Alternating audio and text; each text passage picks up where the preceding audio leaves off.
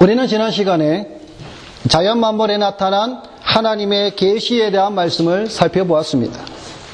우리는 자연을 통해서 창조주의 권능과 신성을 볼 수가 있었습니다. 그래서 다윗은 이렇게 노래하였습니다. 하늘이 하나님의 영광을 선포하고 궁창이 그의 손으로 하신 일을 나타내는도다라고 고백하며 노래하였습니다. 그런데 오늘날 교회 안에 이신론과 진화론이 들어와 하나님의 백성들의 눈을 가리어 하나님의 계시를 볼 수 없게 만들어 버렸습니다. 하나님을 찬양하는 것을 해방하며 하나님을 볼 수 있는 눈을 감기게 하였다라는 사실입니다. 오늘날 우리는 이신론과 진화론을 우리는 교회에서 몰아내야 합니다. 여러분, 중세시대에는 하나님의 말씀에 대한 무지로 인하여서 신자들이 참된 신앙을 유지하지 못했습니다. 그런데 오늘날 우리의 모습은 어떻습니까?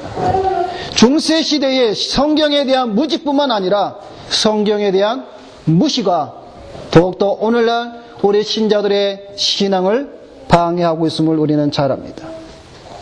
여러분, 우리는 자연 만물을 통해서 하나님의 계시 앞에서 우리는 살아갑니다. 여러분, 오늘 아침 우리가 일어나서 이 공기 중에도 해와 달과 별 중에도 하나님의 계시가 분명히 드러나 있습니다. 우리는 매일매일 삶이 하나님의 계시 안에서 우리는 살아감에도 불구하고 우리는 하나님이 없는 삶을 우리는 살아갈 때가 얼마나 많은지 우리는 다시 한번 우리의 신앙을 되돌아보아야 합니다. 오늘은 시편 19편의 두 번째로 율법에 나타난 하나님의 계시에 대한 말씀을 살펴보겠습니다. 율법에 나타난 하나님의 계시를 우리는 특별 계시라고 말을 합니다. 여러분, 특별 계시가 무엇입니까? 일반 계시로는 다 알 수 없는 하나님의 뜻과 구원의 섭리를 초자연적인 방법으로 나타내 보이는 것을 말합니다. 여러분, 우리가 회심하고 중생하기 전에 여러분이 아침에 눈을 떴을 때 밖에서 들리는 새소리나 또 화창한 봄날에 나가서 해와 달과 별들을 볼 때에 창조주 하나님이 거기에 계시는구나 라고 깨닫는 심령은 한 심령도 없습니다. 일반 자연 계시로는 한계가 있습니다. 그렇기 때문에 하나님께서는 우리에게 자신을 좀 더 드러내 보이시기 위하여서 특별 계시를 우리에게 허락하셨습니다. 여러분, 특별 계시에는 크게 세 가지로 나타납니다. 첫째는 하나님의 현현입니다. 하나님이 나타나셔서 자기 자신을 보여주셨습니다. 두 번째는 이적입니다. 꿈이나 환상이나 하나님의 음성으로 자신을 알리셨습니다. 세 번째는 예언입니다. 그래서 구약의 선지자들을 세워서 하나님이 어떠한 분이신가에 대해서 말씀으로 가르쳤습니다. 그러나 특별 계시의 하이라이트가 무엇입니까? 그 절정은 바로 성육신하신 예수 그리스도입니다. 예수 그리스도에 관하여 기록한 성경이 우리에게 주어진 특별 계시입니다. 여러분이 지금 갖고 있는 이 성경책이 바로 오늘날 우리에게 하나님께서 은혜로 주신 특별 계시입니다. 성경 외에 다른 어떤 것도 우리에게 주어진 계시가 없습니다. 여러분, 우리 믿음의 개혁자들이 앞서서 우리에게 가르쳐주는 웨스민스터 신앙고백서가 있습니다. 거기에는 우리에게 성경에 대하여서 이렇게 가르쳐주고 있습니다.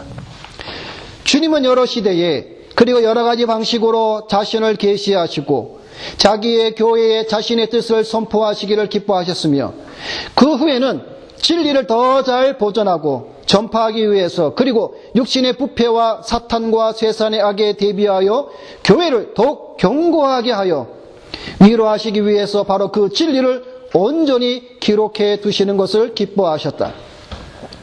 이 같은 이유로 성경이 절대적으로 필요하게 된 것이다. 그리하여 하나님께서 자기 백성에게 자신의 뜻을 직접 계시해 주시던 과거의 방식들은 이제 중단되었다. 하나님 자신의 영광과 인간의 구원, 신앙과 생활에 필요한 모든 것에 관하여 하나님이 가지고 계시는 모든 계획은 성경에 분명하게 기록되었다. 그러므로 이 성경에 성령의 새로운 계시에 의해서든지 혹은 인간들의 전통에 의해서든지 아무것도 어느 때를 막론하고 더 첨가할 수 없다라고 가르쳐주고 있습니다. 여러분, 성경 이외에 다른 어떤 계시는 오늘날 우리에게 주어지지 않았습니다. 방금 고백서를 통해 보았듯이 하나님께서 자기 백성에게 자신의 뜻을 직접 계시해 주시던 과거의 방법들은 중단되었습니다.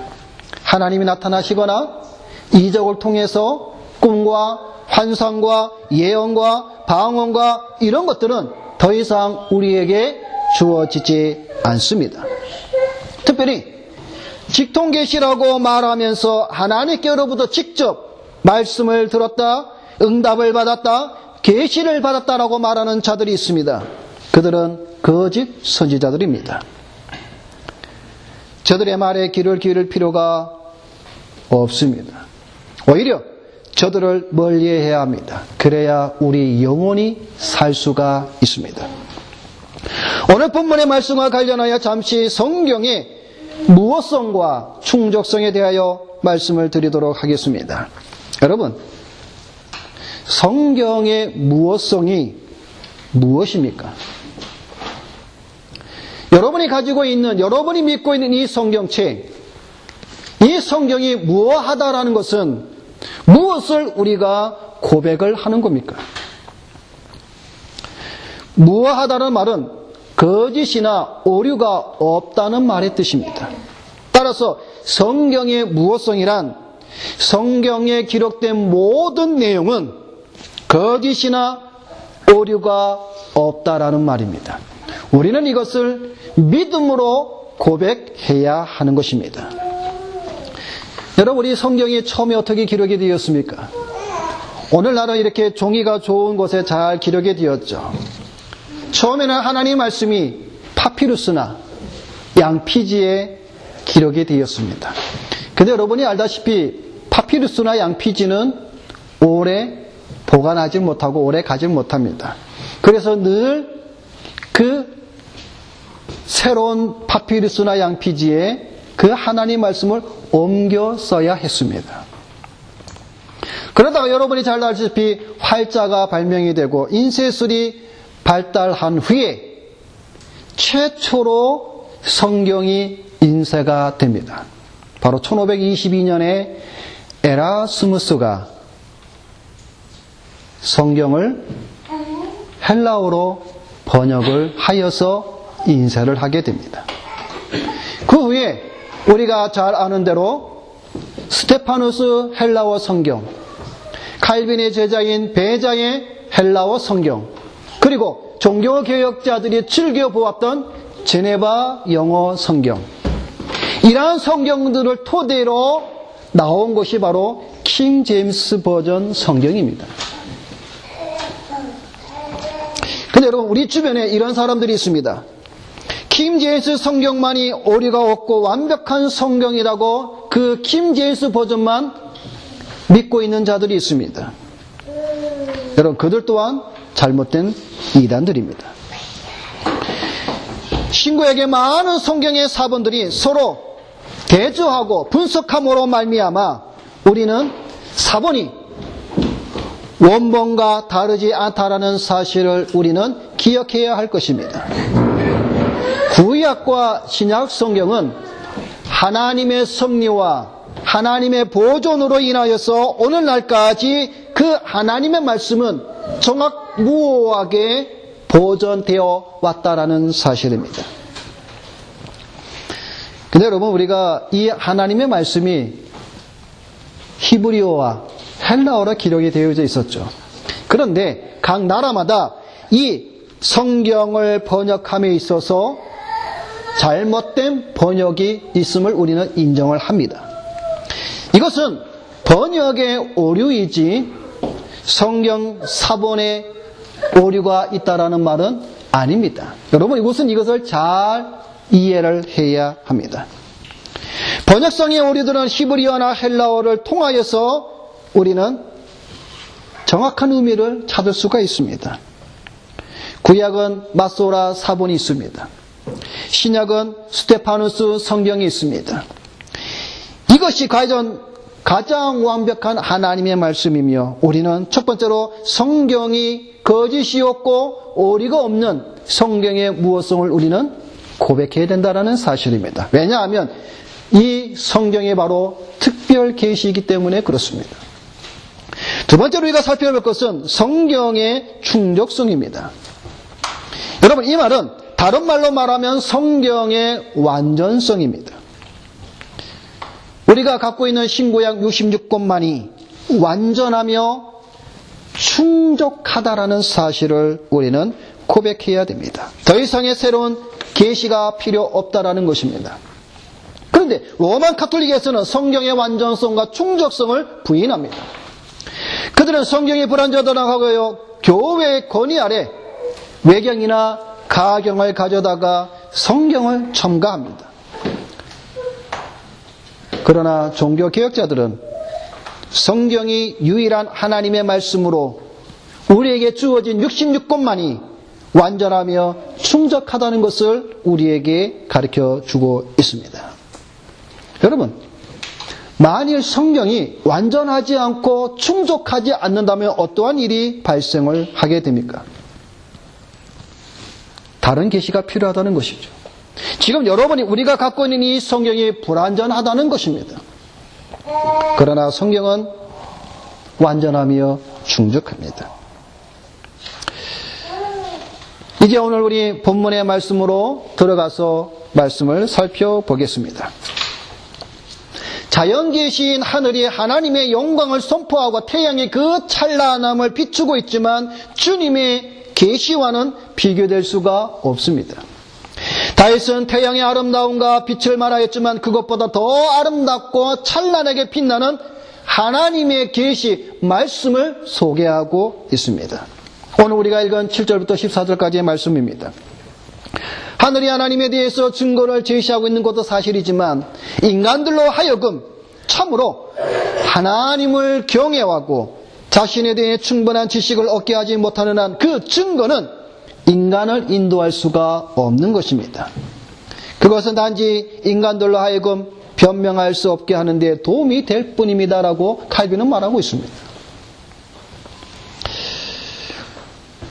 여러분, 오늘 우리가 읽은 시편 19편 7절에서 특히 9절까지 말씀을 보게 되면 하나님의 말씀을 6가지로 표현하고 있음을 우리는 보게 됩니다.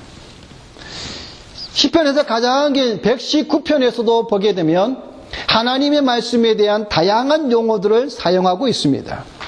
자, 근데 오늘 우리가 읽은 이 시편 19편에는 하나님의 말씀에 대해서 6가지로 표현하고 있는데 무엇이 나오고 있습니까?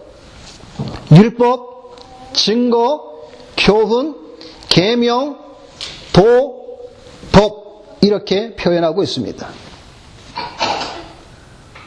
근데 여러분, 여기는 하나의 특징이 있습니다. 그냥 율법, 증거, 교훈, 계명 이렇게 말하지 않고 그 앞에 뭐라고 말씀하고 있냐면 여호와라는 말씀이 있습니다. 그래서 여기 보게 되면 여호와의 율법, 여호와의 증거, 여호와의 교훈, 여호와의 계명, 여호와를 경외하는 도, 여호와의 법이라고 반복적으로 말씀하고 있습니다. 여러분, 다윗이 할 일이 없어서 여호와의 이름을 계속 반복하고 쓰고 있습니까? 아닙니다. 왜 이렇게 다윗이 여호와의 이름을 반복하여 기록하고 있냐면 율법의 권위와 모든 탁월한 속성들은 말씀을 만드신, 즉 율법을 만드신 자로부터 출발하기 때문에 그렇습니다. 그래서 여러분, 율법과 교훈과 계명과 도와 법을 우리가 볼 때에 항상 이것이 여호와 하나님으로부터 나왔다는 사실을 우리는 고백해야 됩니다. 오늘 다윗은 이 하나님의 말씀에 대해서 표현할 뿐만 아니라 이 6가지들이 가지고 있는 표현에서 특성을 우리에게 말씀해 주고 있습니다. 여러분, 오늘 이 특별히 7절부터 9절까지의 말씀은 여러분 아주 중요한 말씀입니다. 이 6가지를 보게 되면 특성을 우리에게 이렇게 설명합니다. 첫째, 하나님 말씀의 특성이 뭡니까? 첫째는 완전하다라고 말씀하고 있습니다. 여러분, 오늘 여기 우리 특별히 7절부터 9절까지는 그 단어들에 대한 개념, 콘셉트를 여러분이 잘 이해를 해야 됩니다. 왜냐하면 그 개념을 잘 이해해야만 여러분이 찬송하고 여러분이 경외하는 하나님에 대한 올바른 신앙의 지식과 고백을 할 수 있기 때문에 그렇습니다. 여기 첫 번째로 완전하다라는 말은 제사에 사용되어지는 용어입니다. 다시 말해서 흠없고 좀 없는 제물을 가리킬 때에 사용되는 단어가 바로 완전입니다. 다시 말해서 하나님의 말씀, 이 율법은 흠없고 좀 없는 완전한 하나님의 말씀이다라고 말씀하고 있는 겁니다. 두 번째는 확실하다라고 말씀하고 있습니다. 여기 확실하다는 이 말은 진실을 입증하다라는 뜻입니다. 자, 여러분 잘 기억하시길 바랍니다. 자, 7절에서 완전하며 확실하며 두 가지의 특성을 말씀하고 있습니다. 세 번째로 8절을 보게 되면 정직하여라고 말씀하고 있습니다. 여기서 정직하다는 말은 옳고 바르다라는 말입니다. 네 번째로 하나님의 특성은 순결하다라고 말씀하고 있습니다. 여기서 순결은 깨끗하고 빛나게 하다라는 뜻입니다. 다섯 번째로 정결하다라고 말씀하고 있습니다. 여러분, 순결하다라고 하고 이 정결하다는 말과 여러분 차이점을 아시겠습니까? 방금 순결은 순수하고 깨끗하고 빛나게 하다라는 뜻이라 말씀을 드렸습니다. 그럼 여기 뒤에 나온 이 정결하다는 뜻은 어떤 것을 말합니까? 거룩하다는 뜻입니다. 다시 말해서 세속적인 것과는 반대되는 개념으로 거룩을 의미합니다. 마지막으로 여섯 번째 특성을 보게 되면 진실하다라고 말씀하고 있습니다. 여기 진실하다는 말은 원문을 보게 되면 진리라는 뜻입니다. 다시 말해서 여호와의 규례는 이방 종교의 법들과는 달리 영원히 변하지 아니하는 유일한 진리의 표준이 된다라는 말입니다. 그리고 이 진리라는 이 말씀 속에는 신뢰가 들어 있습니다. 자, 여러분, 율법에 나타난 하나님의 계시를 우리가 지금 살펴보고 있습니다. 여러분이 하나님의 말씀, 여러분이 가지고 있는 이 성경, 우리는 지금 율법과 계명과 교훈과 도와 법이라고 우리는 보고 있습니다. 그 가운데 6가지 그 특성들을 우리는 살펴보았습니다. 하나님의 계시. 여러분, 우리는 성경을 통해서 하나님의 말씀을 듣고 하나님의 말씀을 읽을 때에 여러분, 우리는 무엇을 해야 됩니까? 여러분이 집에서 성경을 읽을 때, 여러분이 교회에 나와서 하나님의 말씀을 들을 때, 여러분, 우리는 무엇을 해야 됩니까? 성경 말씀을 읽을 때에 내가 지금 처해 있는 어려운 문제를 해결하는 열쇠를 찾고자 여러분 성경을 봅니까? 아니면 세상 사람들처럼 내가 무엇을 먹고 마시고 입고 어떻게 하면 내가 잘 살까 하는 그 해답을 찾고자 성경을 보고 듣고 읽느냐 하는 것입니다.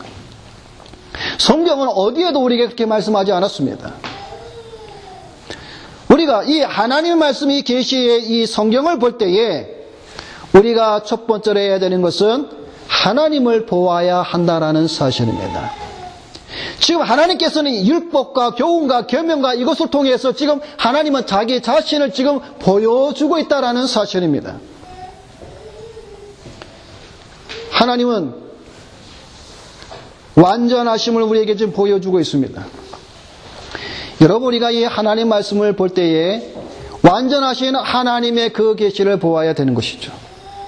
여러분이 하나님의 말씀을 듣고 읽을 때에 확실하신 하나님의 그 계시를 보아야 됩니다. 무엇을요? 언약하신 것에 대해서 하나님은 약속하신 것을 반드시 지킨다라는 사실입니다. 예를 들면 이런 것이죠. 내가 세상 끝날까지 너희와 함께 있으리라. 임마누엘을 하나님 우리에게 약속하셨습니다. 그러면 그 약속하신 말씀에 대해 우리는 확실하게 그것을 바라볼 줄 있어야 된다는 사실이죠. 하나님의 이 계시의 말씀을 볼 때에 정직하신 하나님을 보아야 됩니다. 하나님은 언제나 오르시구나. 오름에 대해서 우리는 고백해야 되죠. 하나님은 순결하시구나. 거짓이 없으시구나. 거짓된 것은 우리의 인생, 우리 사람이구나.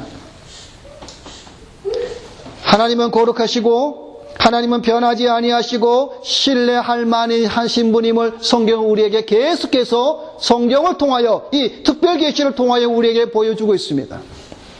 더 나아가서 이 특별 계시에 서두에 말씀드린 것처럼 절정인 예수 그리스도에 우리 한번 비춰봅시다. 여러분, 예수 그리스도는 완전하신 분입니다. 예수 그리스도는 확실하신 분입니다. 예수 그리스도는 정직하신 분입니다.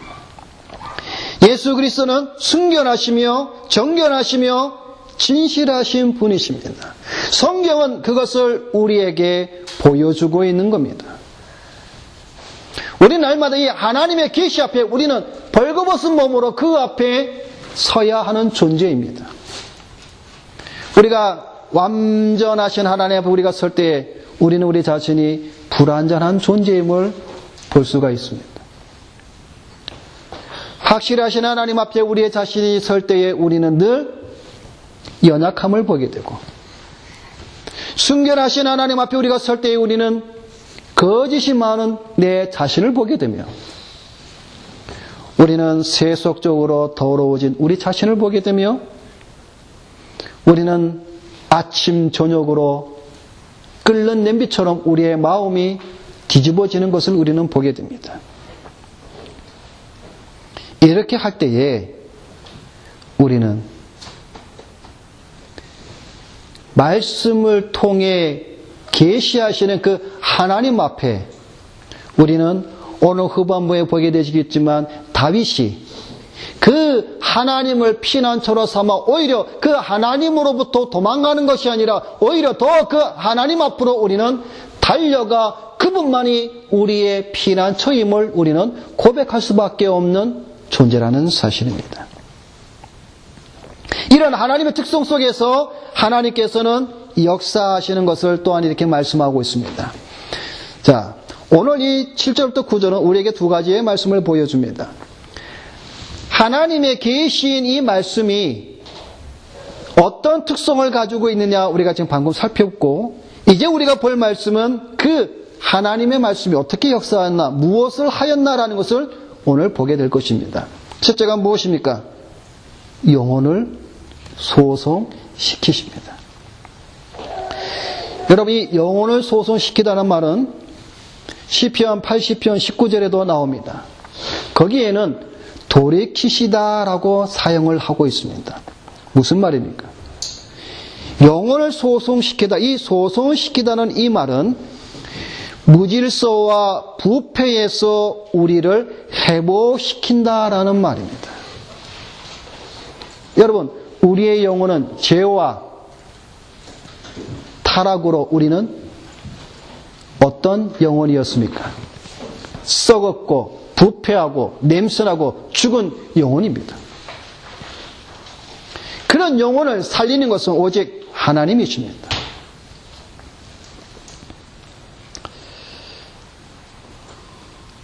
하나님의 말씀은 어떻게 또 역사합니까? 우둔한 자를 지혜롭게 하신다라고 말씀하고 있습니다. 여기 우둔한 자는 참 여기 또 설명이 참 재미있습니다. 여기 우둔한 자, 여러분 이 말은 어떤 뜻이냐면, 일반적으로 무엇이든지 믿는 경향이 있는 순진한 사람을 가리킵니다. 그러니까 이 말은 무슨 말인가 하면 하나님의 계시된 그 율법의 말씀을, 지혜인 그 하나님의 계명을, 말씀하시는 그 교훈을 배우지 않게 되면 시험에 빠진다라는 것이죠. 그러니까 이 우둔한 자가, 여러분 쉽게 말하면 우리나라 말로 하면 뭐라 할까요? 기가 얇다 그러는 거죠. 팔랑귀죠, 팔랑귀. 이런 말 하면 속닥서 잘 넘어가고. 그러니까 그런 사람들이 하나님의 지혜의 말씀을 배우게 되면 유혹에 빠지지 않는다라는 말입니다. 세 번째는 하나님께서 역사하시는 것은 마음을 기쁘게 합니다. 율법은 우리에게 기뻐할 이유를 가져다 줍니다. 그리고 그것이 우리의 마음에 기록되면 우리의 정직한 마음을 회복시킴으로써 영원한 기쁨을 우리에게 세워줍니다. 여호와의 말씀 외에 우리의 영혼이 참으로 기뻐할 것이 무엇이 있겠습니까? 아무것도 없습니다. 하나님께서 역사하시는 것은 또한 네 번째로 눈을 밝게 합니다. 자, 여기 이 눈을 밝게 하다라는 이 말도 참 중요합니다. 여기 눈을 밝게 하다라는 이 구절은 하나님의 계시를 이해할 수 있게 만든다라는 것입니다. 다시 말해서 지적인 하나님에 대한 지식을 알게 된다라는 사실입니다. 다섯 번째는 영혼까지 이르게 합니다. 이 말이 무슨 말입니까? 여호와를 경외하는 것은 가장 순수한 것이기 때문에 영원히 썩지 아니한다라는 것을 말하고 있습니다. 다시 말해 세속적인 것은 더러운 것이므로 하나님의 심판을 받아 사라지게 되지만 순전한 마음으로 여호와 하나님을 경외하는 자는 영원토록 보존하신다는 말입니다. 마지막으로 우리가 살펴볼 것은 의롭다라는 것이죠. 이 말은 율법에 대한 어떻게 보면 최종적인 결론입니다. 우리를 의롭게 한다라는 것이죠. 하나님의 특성과 하나님의 역사는 이 말씀, 다시 말해서 율법과 계명의 교훈과 그에 나타난 그 계시에서 우리에게 이와 같은 것을 오늘 다윗은 노래하고 있는 것입니다. 다윗은 뭐라고 말하고 있습니까? 율법을 통하여 나타난 하나님의 계시를 본 그 다윗은 이렇게 고백합니다. 금 곧 많은 순금보다 더 사모할 것이며 꿀과 송이꿀보다 더 달도다라고 노래하고 있습니다. 여러분, 세상에서 많은 사람들이 금을 제일 사모합니다. 이처럼 다윗은 율법을 사모하겠다고 고백하며 또한 송이꿀보다 달다고 고백합니다. 세상에서 가장 달고 맛있는 꿀보다 하나님의 말씀이 더 달다라고 고백하고 있는 것입니다. 여러분, 하나님의 말씀이 꿀보다 더 다십니까? 전에 듣기로는 유대인들은 어린아이들에게 이 하나님의 말씀 토라, 이 율법이 정말 꿀처럼 달다라는 것을 가르치기 위해서 이 성경책에 여기다가 꿀을 떨어뜨린다고 합니다. 그리고 아기 때 그 아이의 혀에 댑니다.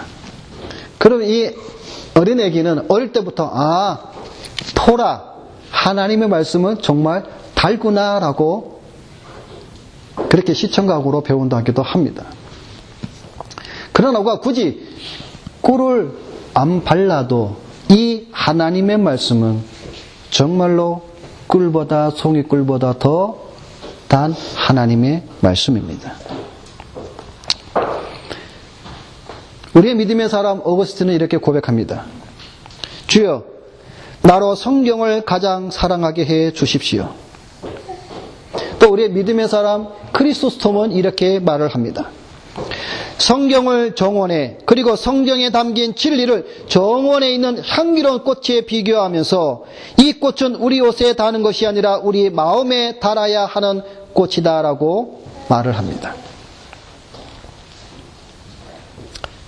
다윗은 이 율법에 대하여 결국 꿀처럼 달고 정금보다 더 사모할 이 율법에 대해서 기도를 합니다. 12절 13절에 이렇게 말씀합니다.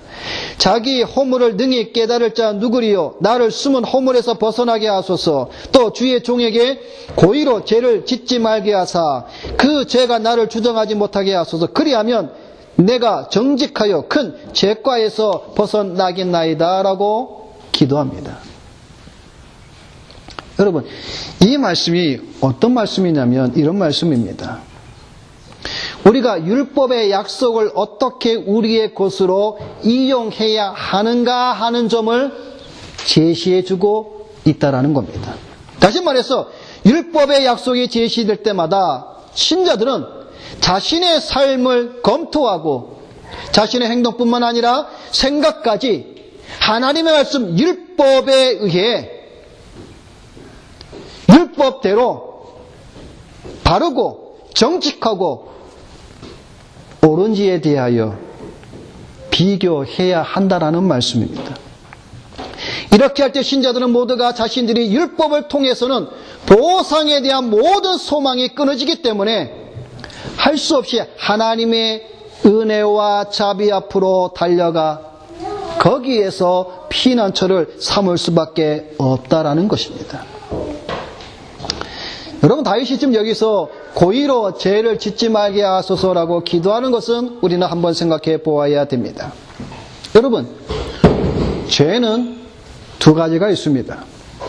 원죄와 자범죄가 있습니다. 그런데 여러분, 이 자범죄에는 세 가지로 죄를 구분하기도 합니다.